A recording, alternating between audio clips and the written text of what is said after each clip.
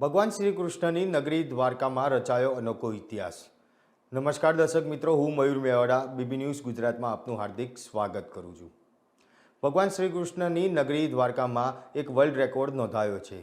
એક સાથે 37,000 અહિરાણીઓએ મહારાસ રમ્યો હતો। પરંપરાગત પહેરવેશ ધારણ કરી આ મહારાસને ભગવાન શ્રી કૃષ્ણને સમર્પિત કરવામાં આવ્યો હતો। નારી તું નારાયણી સાથે દેશ અને તમામ સમાજની નારીઓને પ્રભુત્વ મળે તે માટે આ મહારાસનું આયોજન કરવામાં આવ્યું હતું। અમે એક લોહિયા આહિર સૂત્ર પર ભગવાન શ્રી કૃષ્ણની કર્મભૂમિ દ્વારકા ખાતે ભવ્ય મહારાસનું આયોજન કરવામાં આવ્યું છે। આ મહારાસમાં ઓનલાઈન રજીસ્ટ્રેશન કરી 37,000થી વધુ આહિર સમાજની મહિલાઓ તેના પરંપરાગત પહેરવેશ ધારણ કરી ભગવાન શ્રી કૃષ્ણ સમર્પિત મહારાસનું આયોજન કરવામાં આવ્યું છે, જેમાં આજ રોજ આહિર સમાજની બહેનો દ્વારા તેઓને પરંપરાગત પહેરવેશ પહેરી મહારાસ રમ્યો હતો। આ મહારાસમાં 37,000થી વધુ બહેનોએ ભાગ લીધો તે તમામ બહેનોએ અગાઉથી જ રજીસ્ટ્રેશન કર્યું હતું। ત્યારે આજ યાત્રાધામ દ્વારકા ખાતે ભગવાન શ્રી કૃષ્ણના વંશજોએ તેઓના ઈષ્ટદેવ માટે એક લોહિયા આહિર સૂત્રને સાર્થક કરતા સમગ્ર સમાજને એક સ્થળ પર એકઠો થયો હતો અને દ્વારકાના નંદધામ ખાતેના ગ્રાઉન્ડમાં આહિર સમાજની બહેનોએ મહારાસ રમ્યો હતો। મહારાસનો મુખ્ય ઉદ્દેશ વિશ્વ શાંતિ અને સ્વચ્છતા પર ભાર મૂકવામાં આવ્યો હતો અને નારી તું નારાયણી સાથે દેશમાં અને તમામ સમાજમાં નારીઓનું પ્રભુત્વ મળે તે હેતુથી આ મહારાસનું આયોજન કરવામાં આવ્યું હતું। સાથે જ આહિર સમાજ દ્વારા દ્વારકા ખાતે આવેલા નંદધામ ખાતે સમસ્ત આહિર સમાજ દ્વારા ભવ્ય ભજન ભોજન અને મહારાસનું આયોજન કરવામાં આવ્યું છે।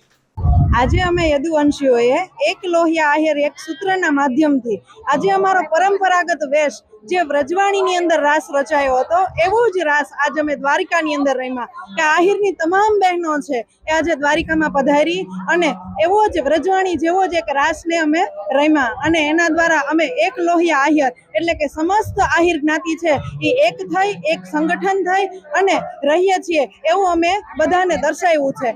અને અમે એક એવું દર્શાવવા માંગીએ છીએ, આવનારી પેઢીને બતાવવા માંગીએ છીએ કે ભાઈ આહિર જ્ઞાતિ છે એ આપણા માટે શું છે, એનું ગર્વ છે આપણને, તો આપણે આપણા પરંપરાગત વેશની અંદર આવી અને એનો આપણે ગર્વ લઈ અને આવા રાસનું આયોજન કરવું જોઈએ।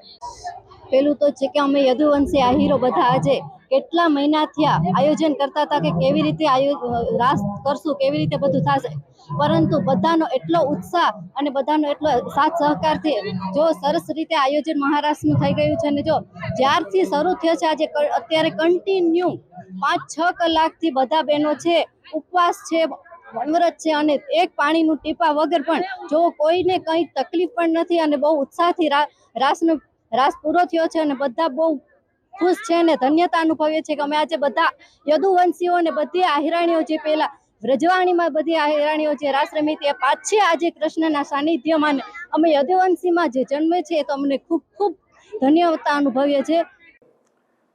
નવા સમાચાર નવી અપડેટ સાથે ફરી મળીશું। ત્યાં સુધી અમારી ચેનલને લાઇક કરો, ફોલો કરો અને યુટ્યુબ ચેનલને સબસ્ક્રાઇબ કરો। નમસ્કાર।